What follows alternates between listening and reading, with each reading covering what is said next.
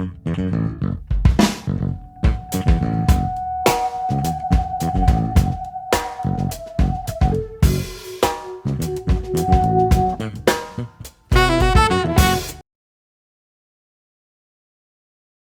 have it scheduled very well too. I had enough time to rest and do the therapy. I thought that was great because they really, I didn't have it all at one time. They stretched out through the day. And they had recreational things to do also. Even this room here, I played bocce ball in here. I think that's given me independence and confidence were two big things. They encouraged me all the time, and they let me go on my own a lot too, especially the physio. I could walk. The iPad was my idea. They asked if they could videotape me with the iPad because I use it. I have 3 or 4 programs on there for speech. And I brought it to a group before and show people and to help them and say, try this. I had a program on there when you type anything you want and it will say it for you. The information that was given to me by the hospital was just basic. It was like 3 or 4 pages, and it was actually a photocopy of a photocopy of a photocopy.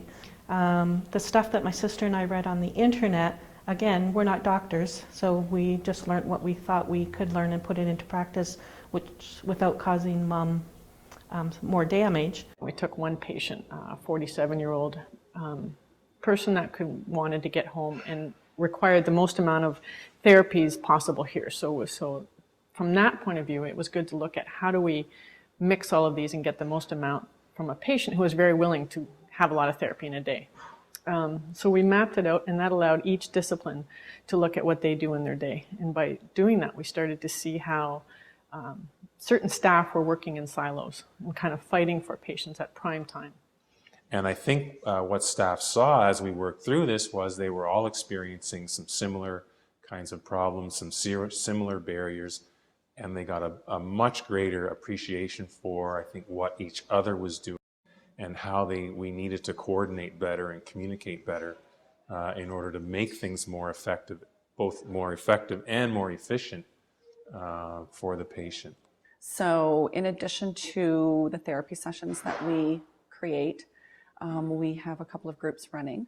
One of the groups has been pretty successful, and it was a spin-off of the Score It research, and it's for upper extremity range of motion, fine motor coordination.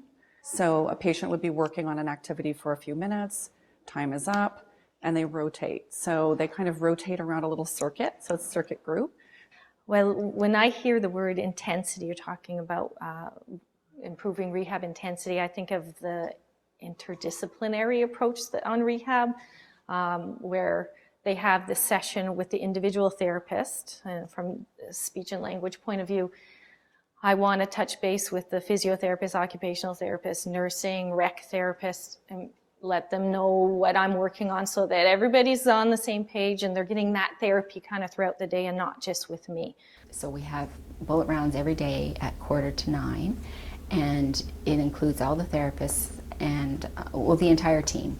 We go through each of the patients and talk about quick wins. What's working well? What's not working well? Are there gaps? Do we need to address it today? Can we leave it for Tuesday rounds?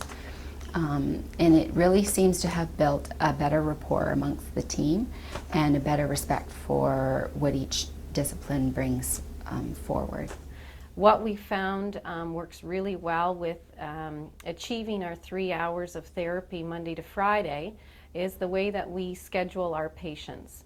So we have a large board that's on our nurses unit with every patient's name and times of the day, and there's a color-coded button for every therapy. So when the patients go to physiotherapy, there's an orange button, and the patients follow independently an orange line that takes them directly to physiotherapy. The families can come in, look at the board, and know exactly where they can find the patient. So if it's 10 o'clock and they look up and there's a blue button, they know to follow the blue line down to occupational therapy, and then the family members can join in and participate. And I think having family involvement has been a huge benefit to increasing intensity of therapy. Our patients all have whiteboards in their room where staff and patients can write down their goals. I do use those whiteboards to communicate goals with the patient and more often with family members who are our friends who are coming to visit, to share ideas about what strategies to use, often around feeding and swallowing, what's safe, what's not safe. The communication board for nursing is typically the Bible. On the unit, it's how you organize your day with patients, and it's how you are very clear on patients, therapists, and nursing all being on the same page for physical activity levels, tolerance levels, and participation assistance needed. You've just heard how teams in Ontario are implementing strategies to enhance rehab intensity, usually within existing resources. As we continue to collaborate to find even better ways to care for people who've experienced a stroke, let's keep in mind what's most important. Actually, even a day-to-day plan to say, this is the activities you need, this is what she definitely can do, this is what she can't do. Neurologist, he gave me 2 years. He said, I'll give you 2 years, and whatever you have, you have. So I don't listen anyway. And they give me a lot of confidence too. I think that's given me independence and confidence were two big things. If he's reached a plateau, okay, I don't want to give him something that's too challenging and going to frustrate him. So teach me the skills that I need in order to continue the care properly. And I credit them for always encouraging. That to me was super important. When they would tell me, oh good, whoa, that's, that is so motivating. When you're in a state to know that what you're doing is good. This quote from one of the people we interviewed sums it up well. Things change, and we need to be progressive. Our patients deserve the best care given by the best practitioners who are very knowledgeable about the best evidence and the newest modalities.